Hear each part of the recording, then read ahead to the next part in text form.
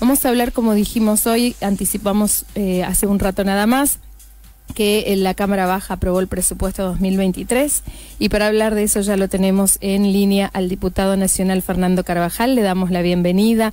Muy buenos días, diputado, ¿cómo le va? Buenos días, Guillermina, ¿cómo estás?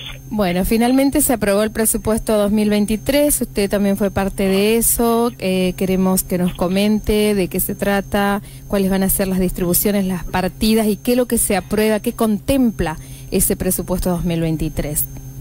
Bueno, contempla muchas cosas. Primero hay que decir que el presupuesto expresa el programa del gobierno.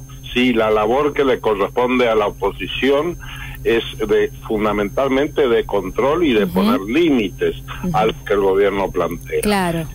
Por eso se entiende esto, ¿no? Porque también hay que tener en cuenta, porque yo escuché a algunos que dicen no, que el presupuesto era muy malo, que no hay que votar el presupuesto, y también hay que entender que si no se vota el presupuesto, es decir, si no hay un presupuesto aprobado, lo que sucede legalmente es que se ocupa el presupuesto del año anterior. Claro. Y el problema del presupuesto, y eso lo que hace en definitiva, y más aún en contextos inflacionarios, es darle un gran poder de discreción al Poder Ejecutivo acerca de cómo gastar la plata. Porque cuando hay inflación, lo que se va ingresando por recaudación de impuestos siempre es más que lo que ingresó el año anterior. Entonces, si uno en el presupuesto no dice cómo se va a gastar, lo cierto es que el Poder Ejecutivo tiene la facultad de gastar el dinero como quiera. Entonces, hay que ser muy cuidadoso en esto y por eso solemos decir que aunque es mejor tener un mal presupuesto que no tener ningún presupuesto, porque en definitiva lo único que hacemos es darle más margen al gobierno para que haga lo que quiera.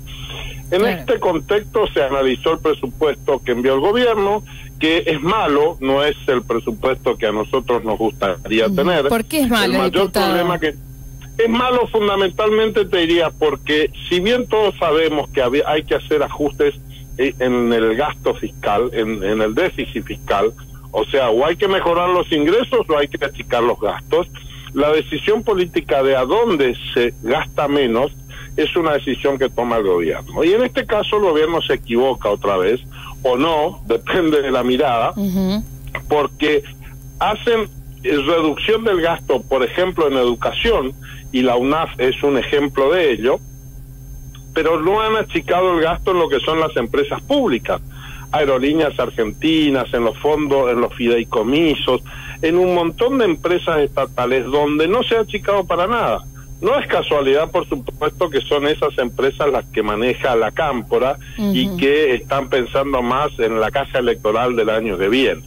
Y como la educación no rinde votos, entonces ahí ajustan y no ajustan en estas otras empresas que es donde deberían ajustar para que el esfuerzo que requiere la gravedad de la situación económica sea mucho más parejo. Pero lamentablemente eso no lo hacen. Por eso decimos que no es un buen presupuesto. La previsión inflacionaria que hacen también es escasa porque hablan de un 60% de inflación para todo el año y la mayoría de los economistas dicen que al ritmo inflacionario que venimos y teniendo en cuenta todas las correcciones de precios que indefectiblemente todavía van a suceder, la pauta inflacionaria va a ser más alta, por lo cual en este sentido es poco realista el presupuesto. Pero también hay que reconocer que el gobierno aceptó algunos de los cambios, fundamentalmente lo que tiene que ver el control y la transparencia que le planteó la oposición. Eso es por importante. ejemplo, se dijo, exactamente, esto es muy importante porque antes no lo querían hacer. Claro. Por ejemplo, lo que tiene que ver con mucho dinero que se maneja a través de los fideicomisos y las empresas estatales, se estableció la obligación de que esta información sea publicada. Que antes, en lo que es los fideicomisos, por ejemplo, hay una gran oscuridad acerca de cómo se manejan esos fondos y ahora se logró arrancarle, a través, por supuesto, de la presión, que esto se haga público.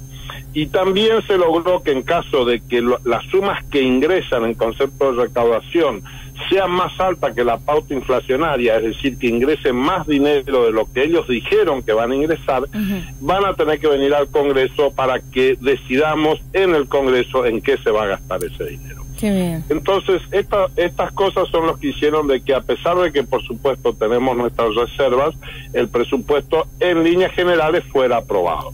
Después, por supuesto, hay un montón de cuestiones que planteó el gobierno junto con el presupuesto que nos opusimos, y algunas logramos éxito, como fue, por ejemplo, el tema del impuesto a las ganancias, que se quería establecer caprichosamente una desgravación para el gremio de los camioneros, haciéndole un favor a su amigo Moyano, y el tema del impuesto a las ganancias en los jueces, que más allá que yo en lo personal creo que tenemos que trabajar en un régimen tributario para que todos paguemos los mismos impuestos. Lo cierto es que el gobierno lo planteó solamente como un acto de venganza contra el Poder Judicial y como un apriete para atacar la independencia del Poder Judicial, y en ese contexto nos pareció que no era para discutirlo, pero reitero, yo en lo personal voy a trabajar, y de hecho estoy trabajando en plantear un régimen tributario que sirva para todos los ciudadanos y que todos estemos obligados a pagar en iguales condiciones, ¿no? Bien, también se aprobó el presupuesto para el transporte, que a nosotros eso nos compete y mucho debido a la crisis que por ahí tenemos. Han llegado a un acuerdo con los gobernadores del Norte Grande y el ministro de Economía, Sergio Massa, para aumentar las partidas destinadas a los subsidios de transporte de pasajeros del interior de la provincia. Sí, hubo una corrección en este sentido. De todos modos hay que decir, Guillermina, que el desbalanceo que existe sigue siendo igualmente enorme. Es muchísimo más la plata que el Estado Nacional gasta en lo que es el AMBA que lo que es en el resto del país. Es enorme la diferencia. Alguna corrección se logró, y esto fue merced a la presión que dimos desde el interior, pero la verdad que todavía falta mucho para recorrer en ese camino, porque reitero, el desequilibrio entre lo que recibe el AMBA y lo que recibe el resto del país todavía es muy grande. Sí, es muy grande la brecha.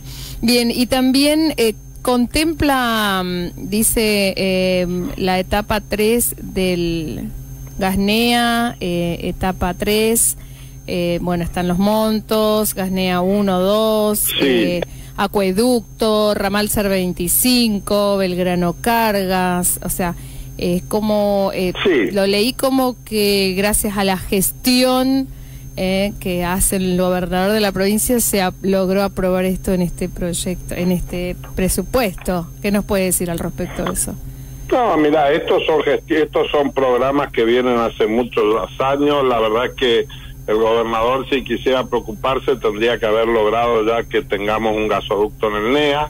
Lamentablemente no lo tenemos por la incapacidad de Gildo Infran y Alberto Fernández, que son este equipo de trabajo nefasto que se ha conformado y que son los responsables que en Formosa no tengamos gas. Esto es responsabilidad de Gildo Infran, que nunca tuvo ninguna preocupación, porque claro, la verdad es que él no quiere que tengamos gas en la provincia, porque si hay gas en la provincia, esto va a hacer que vengan industrias, y Gildo Infran odia las industrias. Él no quiere que haya industriales, que haya empleados independientes. Él quiere que seamos todos empleados públicos mal pagados. Su modelo es que seamos todos como son los empleados municipales del interior, que cobran 20, 25 mil pesos, y de esa manera nos tiene a todos sujetados. Por eso ha boicoteado Gildo Infran siempre la posibilidad de que en Formosa tengamos gas. De todos modos, siempre se pone en el presupuesto. Ahora después hay que gestionarlo, y ahí es donde se falla, porque, reitero, es solamente para el relato, pero luego no se hacen las gestiones para que esto efectivamente se gaste y se ejecute. Hay que tener en cuenta que el presupuesto solamente lo que se hace es una previsión, es una expresión de voluntad de decir, vamos a destinar esta plata, si ingresan estos fondos vamos a destinar esta plata a hacer esto. Ahora después tiene que haber un gobernador que quiera una provincia productiva, y que luego vaya a hablar con el gobierno nacional, no para pedirle plata para sus amigos, sino para hacer las obras, y esto es lo que no tenemos. Sobre todo recordemos que Gildo Infran, las obras cuando son nacionales, cuando se hacen las licitaciones en Buenos Aires, no le interesa. A él le interesa hacer las licitaciones y manejar en las licitaciones, digamos. Entonces, como estas son grandes obras federales que se hace la licitación en otro lugar y no las manejan ellos, no les interesa mucho avanzar. Pero bueno, es bueno para la provincia que esté en el presupuesto, y nosotros en todo caso cuando lleguemos al gobierno nos vamos a ocupar de gestionar para que estas obras no solo estén en el presupuesto, sino que estén plantadas en el territorio de la provincia de Formosa. Bien, entonces, diputado, finalmente se aprobó un presupuesto que, más allá de los puntos, de los límites que se les ha puesto en las modificaciones que tuvo, hay un presupuesto. Esto es bueno desde el punto de vista institucional. Nosotros esto ya lo decíamos el año pasado, no es bueno no tener presupuesto. El año pasado, pese al esfuerzo que hizo la oposición, fue imposible aprobarlo por la actitud del gobierno. En este caso hay que reconocer que hubo un cambio de actitud con el nuevo ministro. Según dicen los técnicos, yo no lo soy, pues no soy economista, pero lo que dicen nuestros economistas es que el presupuesto es más serio que el del año pasado, es más consistente desde el punto de vista de la proyección macroeconómica, y en el debate que se dio en el Parlamento, reitero, se lograron establecer mecanismos de control, darle un poco más de transparencia, por lo cual creo que dimos un pequeño paso adelante desde el punto de vista de calidad institucional al tener este año un presupuesto para el año 2023. Bien, muchísimas gracias por su atención, diputado. Gracias a ustedes como siempre, un abrazo para todos. Muchas gracias.